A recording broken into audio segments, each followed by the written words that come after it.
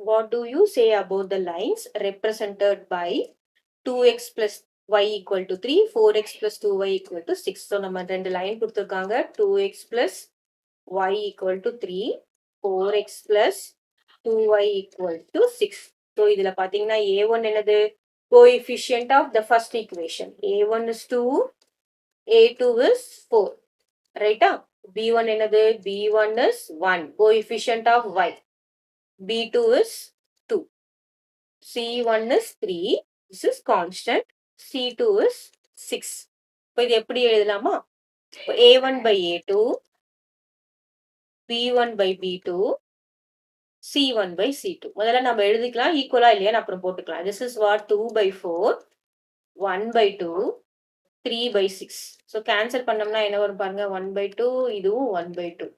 அப்போ என்ன கிரைட்டீரியா வருது பாருங்க? 1 by 2 equal to 1 by 2 equal to 1 by 2. So இது எங்க மேட்ச் ஆகுது அப்படின்னு பாக்குறோம்னா எங்க மேட்ச் ஆகுது? நமக்கு 3 இருக்கு. இன்டர்செக்டிங். இன்டர்செக்டிங்னா என்னது?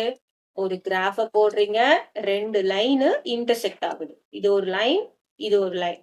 இந்த ஒரு பாயிண்ட்ல இன்டர்செக்ட் ஆகுது. அப்படின்னா நமக்கு என்ன வரும் பாருங்க? a1 by a2 is not equal to b1 by b2. இப்படி இருக்கணும். ஆனா இது எல்லாமே ஈக்குவலா இருக்கு. It is not intersecting. Next parallel. parallelனா எப்படி இருக்கணும் பாருங்க? It has unique solution. ஒரு சொல்யூஷன் இருக்கும் இதுக்கு இன்டர்செக்டிங்க்கு. parallelனா என்ன இருக்கும்?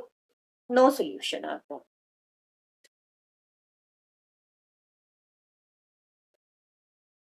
இப்ப பாருங்க, இப்படி ஒரு லைன் போயிட்டே இருக்கும், இப்படி ஒரு லைன் போயிட்டே இருக்கும். அப்படின்னு இந்த ரெண்டுமே எங்கேயுமே மீட் ஆகாது. ஸோ மீட் ஆகும் போது என்னது? You have no solution. எங்கேயுமே உங்களுக்கு சொல்யூஷன் இருக்காது.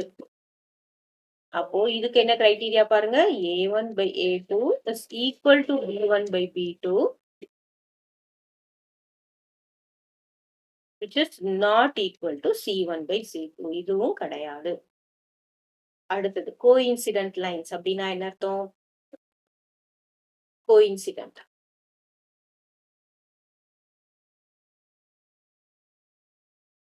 கிராஃப் போடுறீங்க. இப்போ ஒரு லைனோட கிராஃப் இப்படி இருக்கு. இன்னொரு லைனோட கிராஃபும் இதுக்கு மேலேயே இருக்கு. எத்தனை லைன் வந்தாலும் எல்லாமே ஒரே இடத்துல கோயின்சைட் ஆகும்போது இட் ஹாஸ் மெனி சொல்யூஷன்.